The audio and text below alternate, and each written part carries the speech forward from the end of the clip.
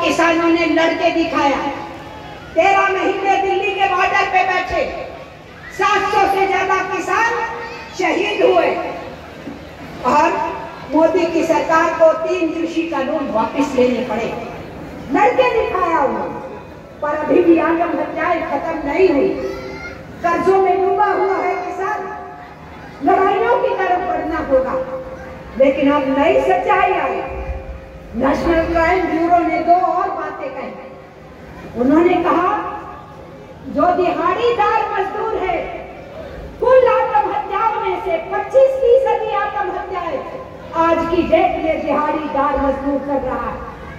यानी जिसका कोई सुनिश्चित काम नहीं है, जहां उसको दिहाड़ी पे काम मिल जाए वही वो करता है।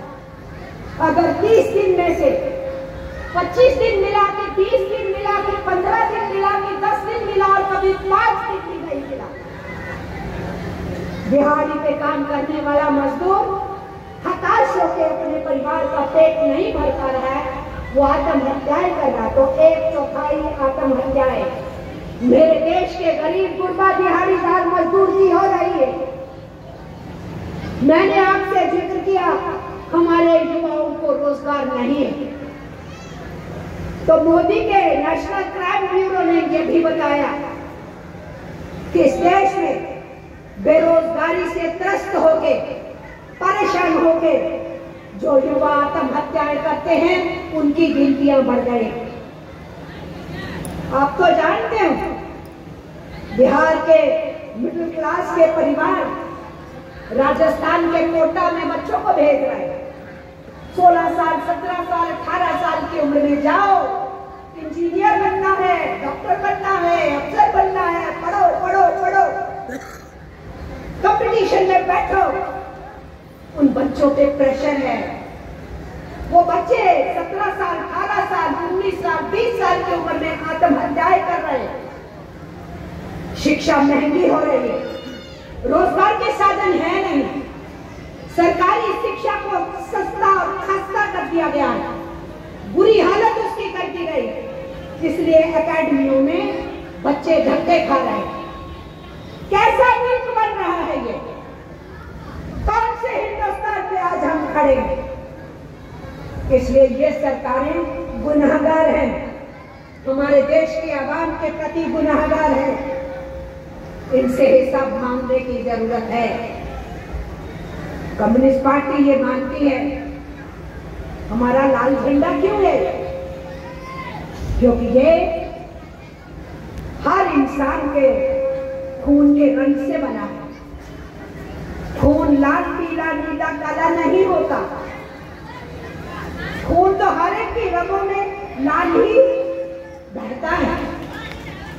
हर एक की भूख प्यास एक जैसी ही होती है।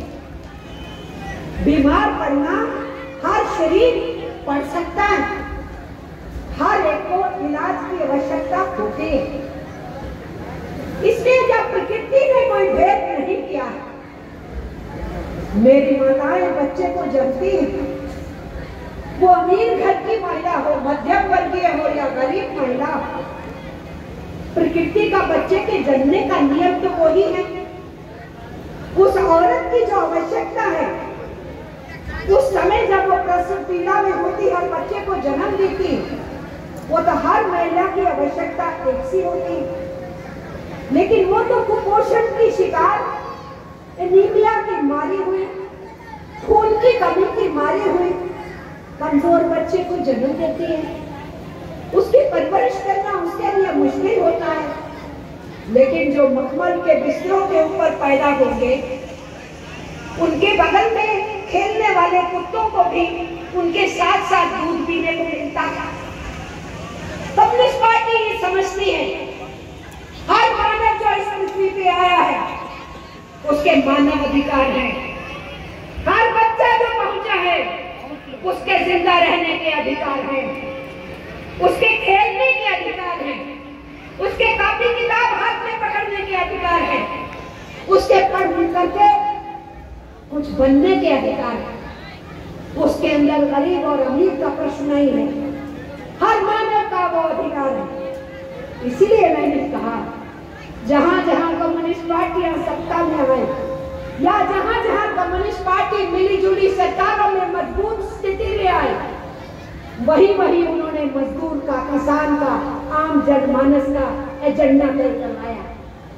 वही उन्होंने उन नीतियों को लाया और लागू करवाया जो इस देश के धन दौलत पैदा करने वाले गांव और शहर के मेरे मजदूर और किसान हैं। इसीलिए कॉमरेड पांडे यहाँ पर कम्युनिस्ट पार्टी की इस चुनावों के अंदर बिहार में क्या रणनीति होनी चाहिए और कैसे आगे बढ़ना चाहिए उसकी वकालत कर रहे हैं। मेरा आपसे कहना है साथियों कि कम्युनिस्ट पार्टी ने इस देश के अंदर 1925 में पैदा होके इस 2025 में 100 साल मनाने का फैसला लिया। ये 100 साल का हमारा इतिहास, गरिमापूर्ण इतिहास, कुर्बानियों का इतिहास, और इस 100 साल में हमने इस देश से अंग्रेजों को चलता करने के लिए, भगाने के लिए चल रहे आजादी के आंदोलन में भूमिका निभाई। देश के संविधान में बुनियादी अधिकार सबके सुनिश्चित हो, संविधान सभा में अपनी जिम्मेदारी निभाई।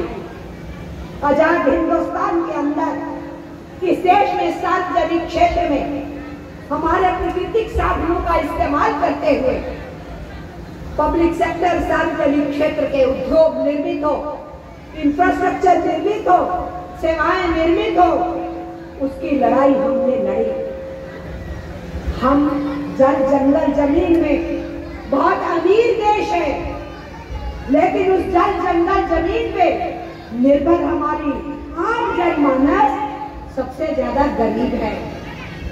इसलिए देश गरीब नहीं है, देश के पास अमीरी है, लेकिन उस अमीरी के संसाधनों का इस्तेमाल करते हुए जो देश को बनाने का काम करना चाहिए, वो जो थोड़ा बहुत हुआ, मिस्टर नरेंद्र मोदी उसके ऊपर भी पानी फेर रहे हैं। ये हमें समझना है। आज आप बताइए, बैंक हो, इंश्योरेंस हो, हमारे पेट्रोल के साधन हो, हमारा स्टील हो, हमारा अब्रक हो, हमारा लोहा हो, हमारा कोयला हो, हर चीज के ऊपर अडानी और अंबानी की नजरें गड़ी हैं और नरेंद्र मोदी उनके हवाले करते चले जा रहे हैं। इस देश के ज्यादातर रेलवे प्लेटफॉर्म अडानी के हवाले किए गए हैं।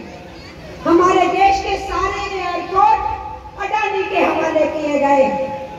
हमारे देश की गैस और पेट्रोल के अंदर अंबानी घुसे हुए थे, अब अडानी को भी उसमें डाला गया।